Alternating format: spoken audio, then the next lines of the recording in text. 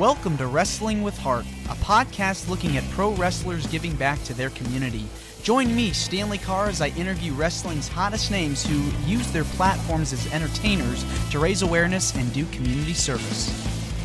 Hello and welcome to another edition of Wrestling with Heart. This is the show where we talk with professional wrestlers and professional wrestling personalities about their lives in and outside of the ring, as well as doing acts of charity work, community service, volunteering, and spreading positivity. We're always about the positive vibes here on the show. And with me right now, I've got a very special guest. He has worked for numerous companies, including the WWE, WWF, and WCW. Pleased to welcome the one, the only, Casey Thompson to the show. Welcome, Casey, to Wrestling with Heart. Thank you for having me. I appreciate it. Absolutely. Yeah. So let's talk about your childhood. Where did you grow up? I'm originally from Michigan, and then we moved around a couple little states, Indiana, Illinois, then ended up down in Florida. And Florida is where I grew up, and where I fell in love with wrestling, and it's all downhill from there. All right, so Midwest, moving down south to Florida, and Florida was a huge territory, with Gordon Oh Soley yeah, and all the names back in the day, Dusty Rhodes and so many guys. oh yeah. Who are some of your favorites growing up to watch? Um, well, rewind a little bit. My parents were huge wrestling fans. They went to wrestling live events all the time in Michigan in the Sheik's territory. So, um, moving down to Florida, of course they watch wrestling, and they're watching the Madison Square Garden Network, watching the WW. It might have been WWF then, Hmm. and I was like, "Oh, this is crazy." I just went to my room, and then one day I was watching just TV. It was Saturday at noon. All of a sudden, Gordon Soley came on, and I seen Dusty Rhodes and Blackjack Mulligan and guys like that, and I was hooked. And so we went all the time. I ended up helping set up, and this was in Fort Myers, Florida. I helped setting up the ring at the live events with the ring guy Gordon Nelson, a former wrestler. And then at one point, Coach John Heath would send the posters to my house, mail them to my house, and I would poster the town for them. So technically, that's how I really got started. And then, but yeah, those just Florida wrestling impacted my life so much. Even Georgia Championship Wrestling, TBS 605. Saturdays is like noon and 605. It's like don't make no plans because we're going to be watching it. And my parents were on board, because they are huge wrestling fans always. So it was cool. I mean, my brother watched it, the whole family did. Like no talking during that time, and I would even watch like replays and stuff of it, like when the TV would be snowy and UHF and all that, and trying to watch it just to hear it and stuff like that. So once I seen Dusty and Gordon and Blackjack, I was hooked. That's I knew right then that's what I wanted to do. Yeah, and so when you're hooked at a young age, you're watching these people, you're fascinated by these athletes, and the work that they're doing. Was there a point where you just were like, I have to try out for this. I have to go into this industry. I want to be a Oh, wrestler. most definitely. I was, what I told everyone I was going to do, what I wanted to do. And surprisingly, my parents were not like, uh, you know, they didn't oppose it at all. So actually, um, by this time I'm in high school, and I still had the dream of being a professional wrestler. And so there was um a flyer up for a wrestling, like a little independent outlaw wrestling event. So I, decided that, and then it said, become a professional wrestler. So I was like, oh, there's my chance. And I was like 15. I wasn't even old enough to drive, and my dad drove me to my first, wrestling lesson, and it was just all downhill from there. And when you're training, I mean, it is intense. It's not like any other form of athleticism or sport that you're playing because it's a lot of work, physicality, Yeah. far cry from baseball, from basketball, from football. I mean, it's really, it's a lot of work. Yeah, and I played all those sports. So, and I was, I was young, I was in shape and everything. Um, I remember my first day, they had me taking a bump outside the ring on a mat, and I landed half on, half off the mat, and my elbow swelled up real big. And, um, a lot of people that would deter and they would run off, but I'm like, that was my dream, and this was my, chance. And so I trained for a year. One of the old Florida guys, he wrestled Florida out in Donald's territory in Oregon, Pacific Northwest, Mid Atlantic, mixed South. A guy named Golden Boy Jared Gray.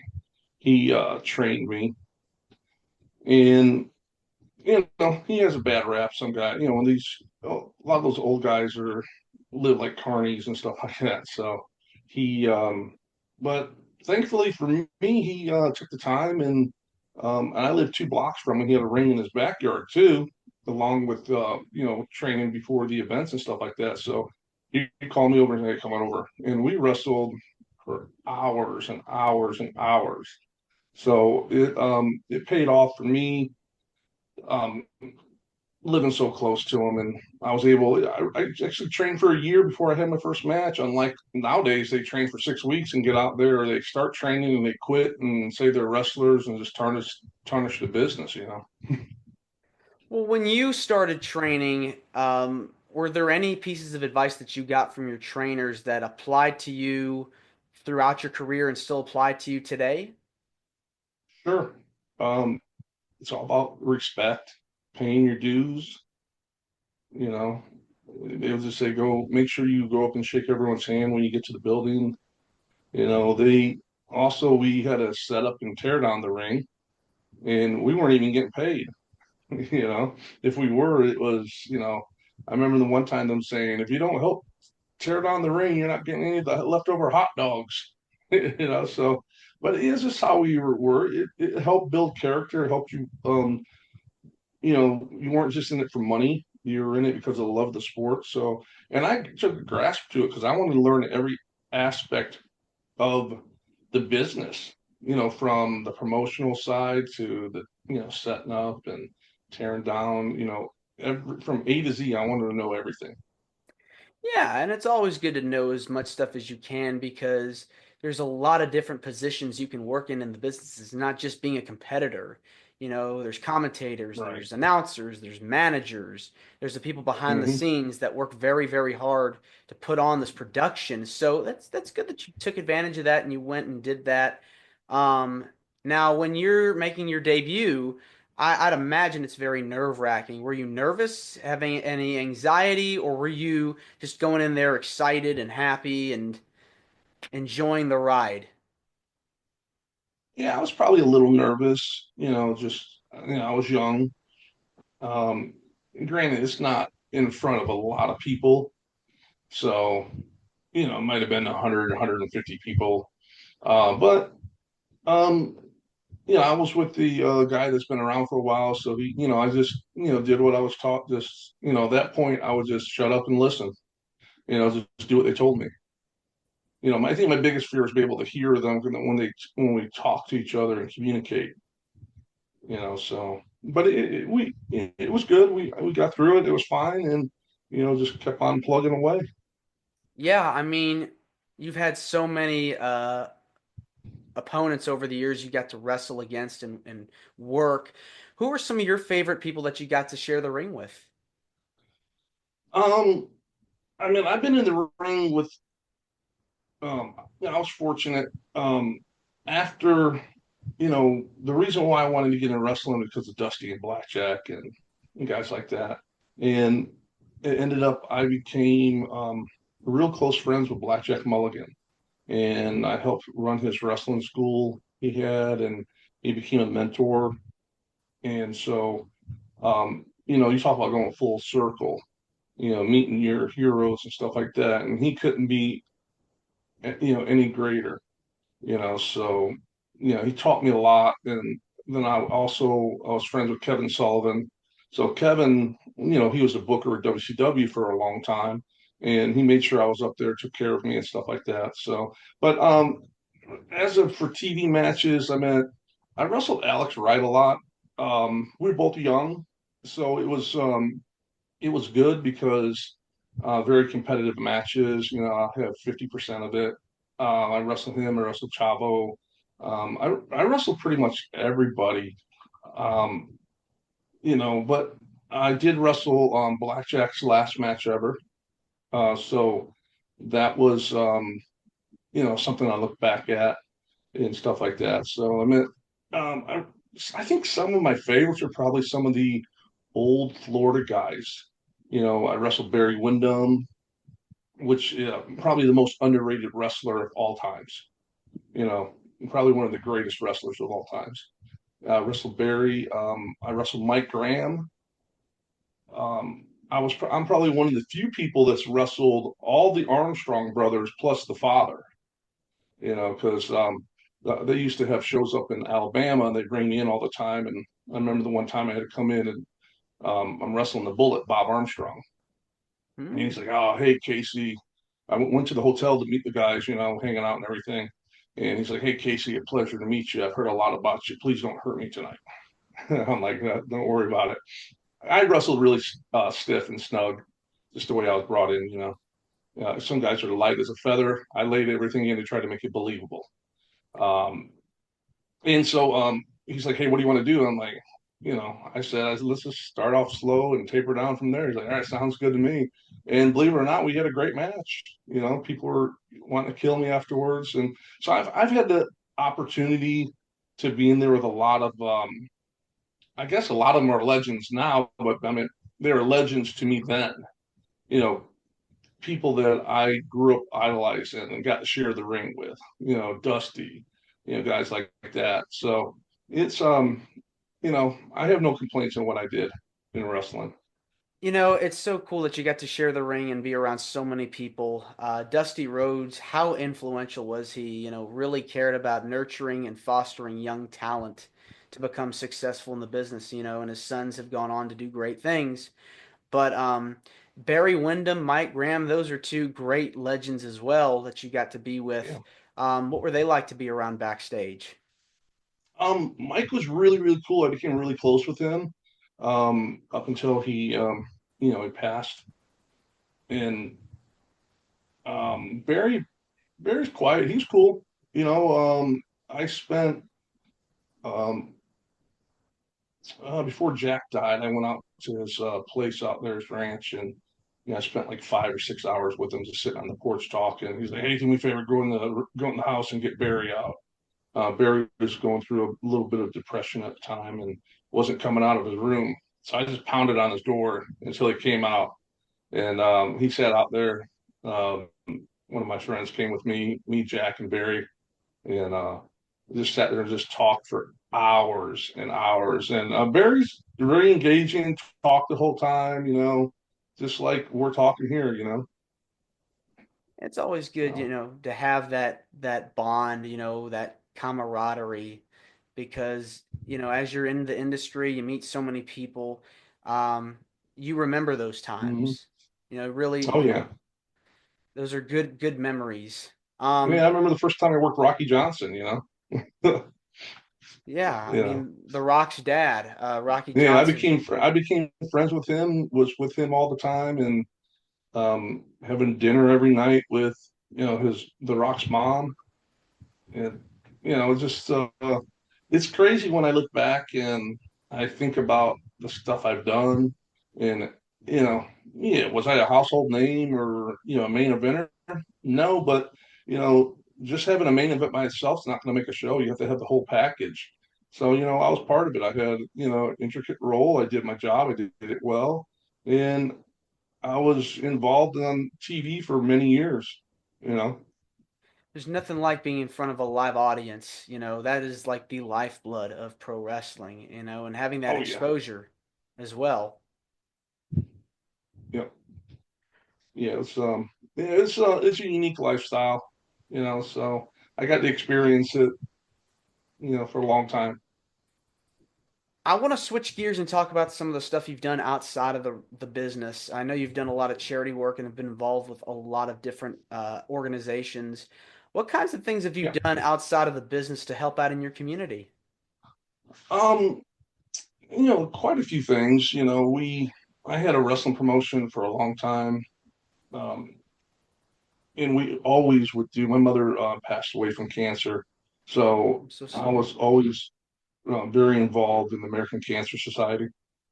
Did a lot of events that just would be just to benefit them. All the boys came in, knew that it was, for a good cause. And, it's amazing how many guys you can get, together that don't care about their payday or anything when they know that it's legitimately going to a good cause. There's a lot of scammers out there that, bad actors that, say that it's for this or that, but it's actually for them to pay their bills, you know. But American Cancer Society, anything with animals, comes close. My dog I have right now is a rescue.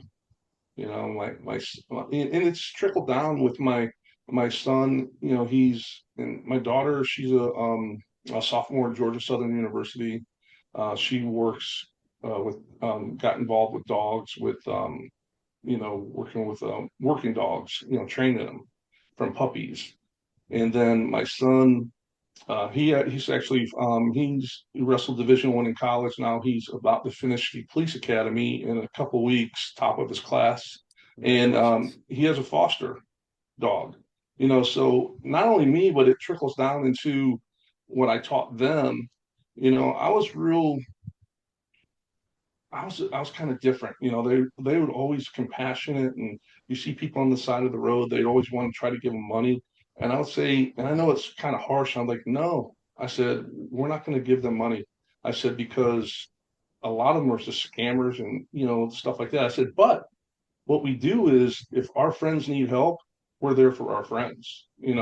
People we know and people we love, we always take care of, and we've always done that. Been there for all of our friends, and being a wrestling, it's a wide. I have a lot of friends, so I mean, I've done a lot of shows to help people out, and when they're down on their luck or whatever, and I would still do it to this day. A lot of stuff with through the church with coaching. Um, when the kids were younger, I did a lot of coaching indoor soccer and basketball, and I did a lot of benefit shows to help them. And they're wrestling. My son started wrestling at 5 years old, all the way through college. So um, a lot of fundraisers for his teams and stuff like that. So it's it'd be like wrestle. Okay, we got a fundraiser. It's just part of the way we grew up, just giving back. You give back to who gives to you. It's a circle of life. Was there like a particular moment, whether it was a fundraiser or an organization that you were helping out, like the American Cancer Society, or just any kind of act of kindness that you were doing that meant so much, and was very heartwarming to you?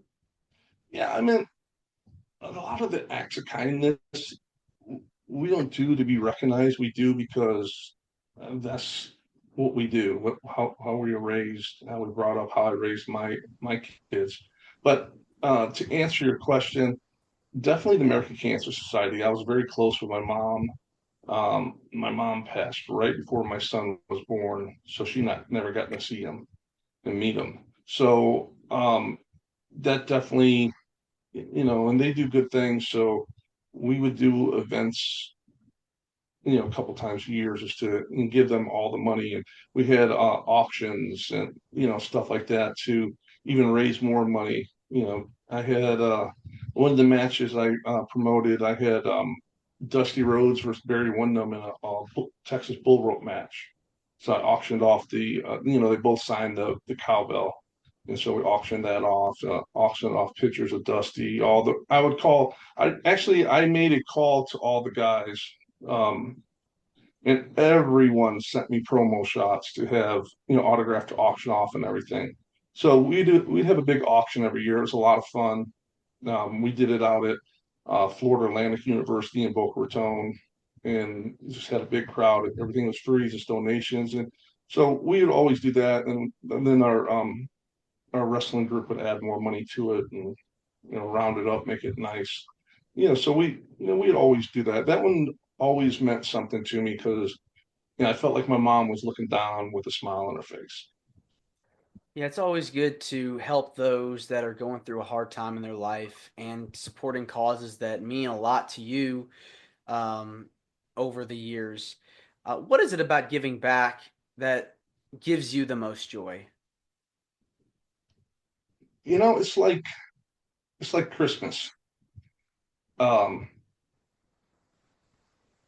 it seems like as you get older, it's more fun to just buy for people than it is to receive. So that's it's just fun to be able to help someone to brighten up their day and not expect anything in return. Just to do it because you know what, it's a friend of mine. They need help, and I was glad I was there to help them. Yeah, absolutely, for sure. Let's talk about your podcast. I was checking that out. It's called In Ring Wrestling Podcast that you do Yeah. with former WWE announcer Kevin Kelly. How did you get involved with that? What made you want to start up the podcast? Um, I was sitting there and I'm like, there's so many podcasts out there with wrestling, but wrestling's a big demographic. I haven't been involved in a few years, um, but I have no desire to ever get in the ring, take a bump again. But I'm like, there's something I could do, So I was talking to Kevin one day, and I'm like, Kevin, I said, let me pitch something to you and tell me what you think. I said, I want to do a podcast that um couple things.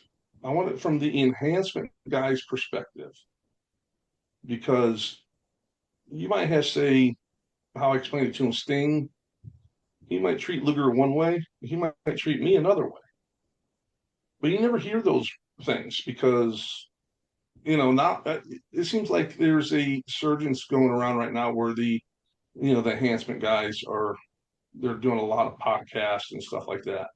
Um, I've been doing a lot of podcasts before Kevin Sullivan. I called him and I said, Kevin, let me ask you a question. I said, I've been doing a lot of podcasts lately. I said, is it because everyone's dying? Or he's like, no. He said, you know what it is, Case? He says, you were there during the most important times in wrestling, through the Monday Night Wars. He says, you have a perspective of what happened. He's like, so they want to hear your perspective. They've heard everyone else. How many times are they going to interview me, do a podcast and tell them about my perspective? Now they have a fresh perspective of you. So I told Kevin Kelly, I said, Kevin, I said, I want to do a podcast with perspective of um, the enhancement guy. That comes from, if you don't know anything about the wrestling, and I like to tell a lot of behind the scenes stuff because I think that's what people always want to know. When you go to a concert, everyone wants a full access pass, right? When you go, you always want to know, like when Howard Stern would be on and they would start talking about stuff behind the scenes or showing stuff, and you're like, stop that. No one wants to know about that. Yes, they do. That's what they want to know about. Everyone wants to know the forbidden truth of everything, right? So I said, you were in WWF. Well, actually, first I was asking him, I said, can you have a young kid that I can do a podcast, but I need someone to keep the flow going. And he's like, you know what? I like your concept. And he says, I would actually like to do it. And I was like, really? He's like, yeah. I said, okay. I said, that's even better. Kevin's great. And the way the name came up, so you look at the format sheets, it's all formatted with the time codes and everything. Then it'll say M&E, music and entrance, say Lex Luger, verse, and they have a big, it'll say in ring, and then a big line where they just write someone's name in, and that would be the enhancement guy. And in ring means you walk down when the referee goes down, for the next match. And so you don't get a music and entrance. You're already in ring. So that's where the name came from, in ring wrestling podcast. So it's a little behind the scenes kind of thing. So we get together and we just do 30 minutes every week, and we just talk about everything intertwines with the two of us. He was there in WWF. I was in WCW. We've been talking about the Monday Night Wars behind the scenes. We've been talking about different encounters I've had with different wrestlers, and he gave a big explanation about Vince McMahon and pronouns. And so, I mean, we have a unique perspective that I think that most people don't have. So we have the opportunity to get it out there and present it to everyone. And we do it in a 30-minute format. We're in and out. It's like a couple quick stories and we're out. And I have people contact us and they're like, man, that went by so fast. We're like, can't wait for next week. So it's been going well. It's growing. It's a process. It's going to be take a little time. But we know it's a marathon and not a sprint, so we're in it for the long haul. It's on YouTube, Spotify, Apple. It's at In Ring Wrestling Podcast. So it's we have a lot of fun doing it. Like to have the fan interaction, questions, stuff like that. We're up for all of it. And do you keep up with the current product at all today? Do you still follow wrestling today? Yes, some. Not. I don't watch it on a regular basis. I have a lot of friends in both groups and stuff like that. So, yeah, I see bits and pieces here and there. The more and more we do the podcast, the more and more I'll watch a little bit here and there. Anybody that, catches your eye that's like, man, I really like what this person's doing. WWE has a lot of guys, you know. Um, AEW, um, it's just hard for me to wrap my head around it. I wish them all the best luck. They're locked in for a couple years with the um, being on Max and everything, but um, it's just not my style. I like to tell a story. I don't like to do a million finish moves in the first match. But they have a lot of talent. They have a lot of guys that look good. So hopefully they can get some stuff corrected and start building the numbers back up and stuff like that. But one of my friends, Billy Gunn's there. We started together. His wife is one of my best friends from a long time before you know we knew him or anything. Um, so we keep in contact. Jerry Lynn is one of their producers or coaches. I used to room with him in WCW when we were on the road. WWF, WWE. A lot of guys I know up there. So it's I do watch it some, but not not as much. You know, but I wish them all the best luck, and you know, this, wrestling it just keeps evolving, reinventing itself. It absolutely is, and hopefully it continues to prosper. We're in a very hot period right now. We're seeing so many different companies and alternatives, and from this point, I hope it continues to grow as we're talking Oh here yeah, about the business. I hope it continues to evolve and prospers into the future because we need more content out there. We had two companies at one point. Now we got three companies at one point, and now we got a lot of different places where people can work. So I'm excited yeah, for the future of the business. I think it's going to be a great, great year coming up and beyond. So I'm looking yeah. forward It to all it. comes in cycles, so I think it's back on an upswing again. Hmm. Well, Casey, this has been wonderful getting the chance to talk with you about your Oh, you too. career and the stuff that you've done outside of the business to help out with the community and everything. I just want to say thank you so much for coming onto the show. It means a lot to me and to my listeners and viewers that are watching this on YouTube. You would plug your podcast again if you want to once again remind people where they can check your podcast out and any Okay. social media that you're on. Feel free to promote it. Yeah, it's like I said, it's on YouTube, Spotify, and Apple. In Ring Wrestling Podcast. And same thing for um, all the social media outlets. Everything's In Ring Wrestling Podcast from Facebook to Instagram to TikTok. So, we're out there putting content up and, just trying to send our perspective from our time in wrestling. All right. Well, Casey, thanks. I appreciate it, man. It's been an honor to be on your show today, and you're doing good work, and I really appreciate it. Absolutely. I appreciate it again for you to come on, and you're more than welcome to come back. Oh, thank you. Next time I'll try to get Kevin to come with me. Yeah, that'd be great. All right. Not Have a a problem. wonderful day. Take care. All right, thank you. Bye-bye. This is Wrestling with Heart. I hope you found this podcast to be informative and entertaining. If you did, please hit the subscribe button and look out for the next edition.